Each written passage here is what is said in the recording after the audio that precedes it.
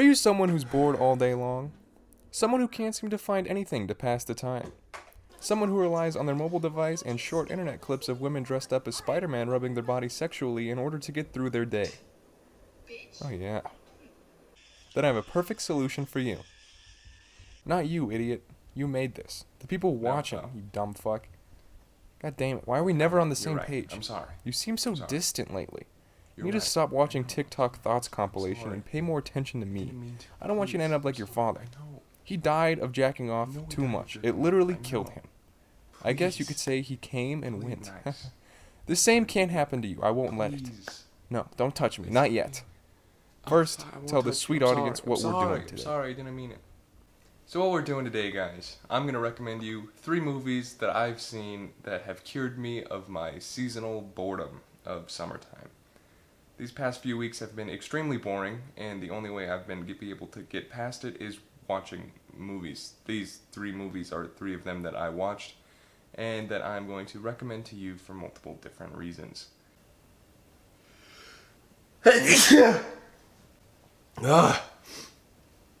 Number 1, Dead and Buried.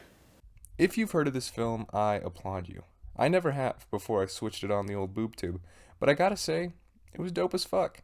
It follows this sheriff man as he investigates a bunch of murders that seem to keep popping up all over his small New England fog-filled town called Porter's Bluff. He starts to uncover what seems like a black magic conspiracy when all hell breaks loose and it's revealed that something was wrong the whole time. It's directed by a pretty small-time director named Gary Sherman, but it had a lot of talented people working on it, including a lot of the crew that worked on Ridley Scott's Alien, such as Dan O'Bannon. Stan Winston did the special effects, and because of his talented ass, all of the kills have a huge impact on the viewer.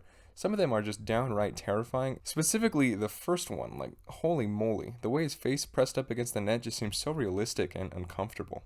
This film gives me a Wicker Man vibe, like an extreme Wicker Man vibe. And not the one with Nick Cage where he's screaming about the bees, right?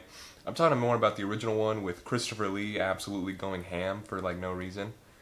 The reason I think it's like the Wicker Man is it has like the sheriff, it has the small town, it has a big twist at the end, it has the whole Wicker Man vibe going for it. But I personally love The Wicker Man, both the Nick Cage one and the classic original.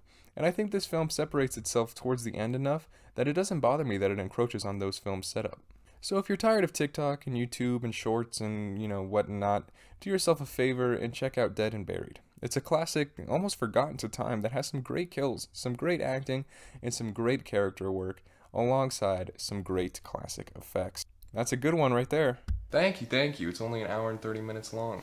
That's great. Think of all the thoughts you didn't watch during that time. I know. It's like a lifesaver. Without it, I'd probably be dead and buried myself. Nice. Thank you. Anyways, what's next? Number 2, this movie is named after people that don't like and subscribe every one of my videos. The Worst Person in the World. To be frank, this was my favorite film of last year, and maybe one of my favorite films of the past 10 years. It's so good. It has one of the best scripts maybe of all time, some great performances. Anders Danielson is genuinely fantastic and was absolutely snubbed at the Oscars. He is so good. This film follows this lady as she goes her way through an interesting point in her life where everything seems to be changing. She keeps switching career paths and keeps switching love interests as well. Women, am I right? She's kind of a young soul scared to settle down completely as she has a fear of missing out on her youth, however much is left. So she makes a lot of decisions that might not seem smart in the long run for her or her relationships, but she does these things not for anyone else but her, in that moment. Not her future self, not her past self, but her present self. She's a very strong character because of this, and even when she does make some questionable decisions, you can still side with her because of this. The score is one of my favorite parts of the film. Some of the shots, specifically up top on that bridge or whatever overlooking the city, are just unbelievably gorgeous. The location of this film is 10 out of 10. It also has maybe my favorite sequence in a film of time stopping ever. Like, it beats X-Men Days of Future Past. It's so much fun, and it was filmed so meticulously it came out perfect. If you're in the mood to watch something that might change your outlook on life and also might make you slightly depressed, but mostly glad to be alive, then this film is for you. Please go watch it. It was directed by Joachim Trier. Wow, after watching that, you became a different person, huh? Yeah, I mean, I did tear up a little bit at that last conversation scene, I'll be honest. Pussy. What was that? Nothing. You're telling me you didn't tear up at that same scene? Of course I did. I'm literally you. Oh, okay. So I'm just being self-degrading right now then? Yes, clearly. God damn it, I really am the worst person in the world. 2 for 2, not bad. Thank you. Thank you. I know that was pretty clean. Alright, I think we got time for one more recommendation. What do you say? Sure. Yeah. No. Absolutely. Number 3, City of God. This film, man. This film is fucking wild. It's a masterpiece, no way around it. I'm sure you've heard of this film before. It's pretty famous, specifically for having a child serial killer who murders for fun. But really, that part of this film barely even matters. The crazy thing is that it's just the intro to one specific character who proceeds to do worse stuff than that as an adult, like commit tax fraud and shit. Anywho, the film follows a child named Rocket who lives in a slum called the City of God in Rio de Janeiro, and shows him as he grows up surrounded by gang violence, poverty, and corrupted police. It tells the story of a few characters overall, but Rocket is kind of the guiding force behind this film. Some of their stories are tragic, actually, every single one of them are really, but they all do relate to each other in some way or another. The plot is hard to explain, so I'm just gonna stop trying to explain it and just tell you what I love about it. The editing is absolutely bananas. The first scene might be my favorite piece of editing of all time. It's completely batshit crazy and kind of funny, and perfectly sets up the tone of this random acts of violence and craziness that is still to come in the film. It is perfection.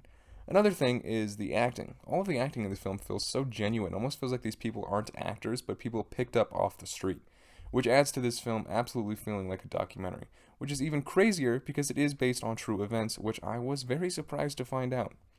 This shit went crazy. Please go watch it. If you're interested in film at all, this one is so much fun.